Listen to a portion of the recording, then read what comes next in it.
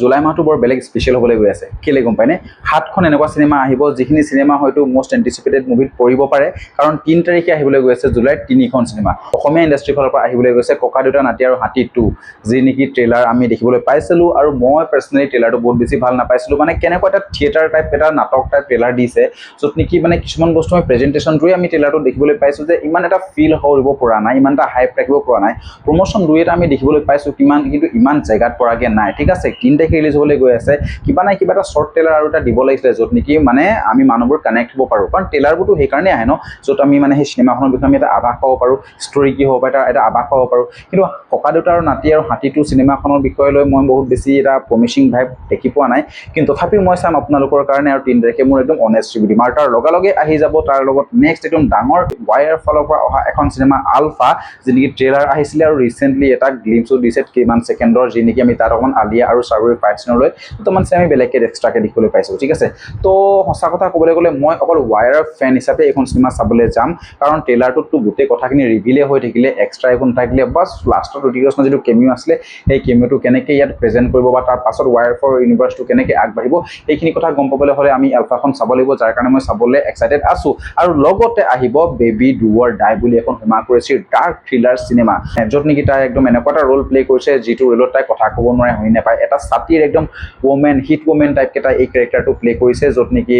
অকমান crime drama আণ্ডাৰৱৰ্ল্ডত তাই সোমাব তাৰ পাছত কেনেকৈ ৰিভেঞ্জ ল'ব সেইটোৰ ওপৰত ফ'কাছ কৰি পেলাই আমাৰ ষ্টৰিটো ৰাখিছে তো সেইখনো এখন ইণ্টাৰেষ্টিং মুভি হ'ব তাৰ পাছত আহিবলৈ যাব আপোনাৰ 10 জুলাই তাৰিখে এখন ধামাকেদাৰ মুভি যি নেকি এটা ডাঙৰ ফ্ৰেঞ্চাইজৰ 4 নম্বৰ পাৰ্ট আৰু সেইটো হৈছে ধামাল 4 আমি দেখিছো ৱেলকাম 3 কেনেকুৱা ধৰণৰ এলচাল কৰি ৰাখিছে বক্স অফিচ কালেকশ্যনত সিনেমাখনৰ একো লজিক নাই একো ষ্টৰি বহুত বেছি খাছ নাই কিন্তু সিনেমাখনৰ যিবোৰ কমেডি টাইমিং বা অক্ষয় কুমাৰৰ যিটো মানে কমিক টাইমিং সেইখিনি সিনেমাখনত বহুত বেছি ভাল পাইছে অডিয়েন্সে আৰু বহুত বেছি হাঁহিছে তাৰ প্ৰমাণ বক্স অফিচ কালেকশ্যন ঠিক আছে তো ৱেলকাম 3 দৰে ধামাল 4খনেও কিমান ধামাল কৰিব পাৰে বক্স অফিচত এইটো আমি 10 জুলাই তাৰিখে গম পাম কাৰণ ইয়াতো কিছুমান বস্তু আমাক সেই প্ৰথম ধামাল বুলি ক'লে সদায় প্ৰথমখন ক্লাছিক ধামাল এইখনে মনত পৰে তো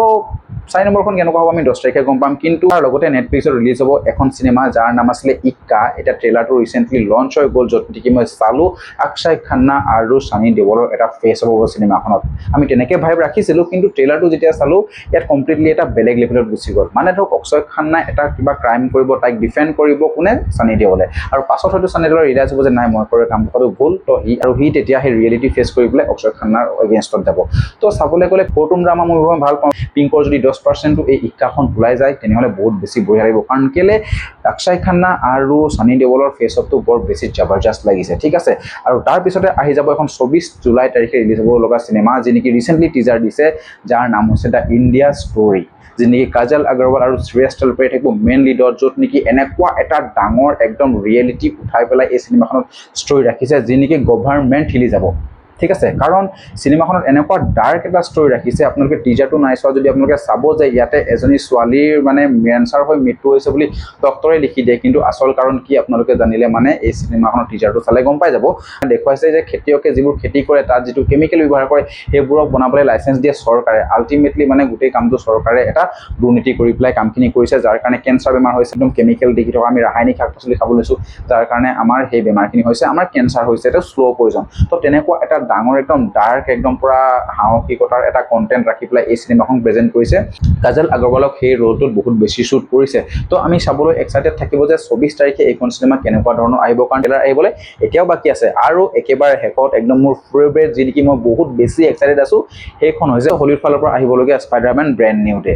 মানে সেইখনক লৈ পেলাই বহুত বেছি এক্সাইটেড হৈ আছো কাৰণ কেলে আপোনালোকে জানে ইয়াৰ লাষ্ট যিখন স্পাইডাৰমেন আছিলে সেইখনত স্পাইডাৰমেন কোন আছিলে সেই বস্তুটো সকলোকে পাহৰাই দিয়ে য'ত নেকি মানে এতিয়া সি নতুনকৈ এটা মানে ব্ৰেণ্ড নিউ ডে হিচাপে যি আহিছে য'ত নেকি মিউটেণ্টৰ কামত সি এটা বেলেগ পাৱাৰ পায় তো কেনেকৈ ধৰণে এই ফ্ৰেঞ্চাইজটো আগবাঢ়িব সেইটো চাবলৈ বহুত বেছি ইচ্ছুক হৈছোঁ কাৰণ মাৰ্ভেলৰ বহুত ভাল চিনেমা এখন বহুত দিন মই চোৱা নাই তো সেইকাৰণে এইখন ইচ্ছুক আছোঁ তো এনেকুৱা 7খন চিনেমা আহিবলৈ গৈ আছে জুলাইতো এই 7খনৰ ভিতৰত আপোনালোকে কোনখনক লৈ বহুত বেছি ইচ্ছুক হৈ আছে আপোনালোকে কমেণ্ট বক্সত কমেণ্ট কৰি জনাই দিব আৰু মোৰ ভিডিঅ' ভাল পালে লাইক কমেণ্ট শ্বেয়াৰ কৰি সাবস্ক্ৰাইবটো আপোনালোকে কৰিয়ে দিব বহুতো মানে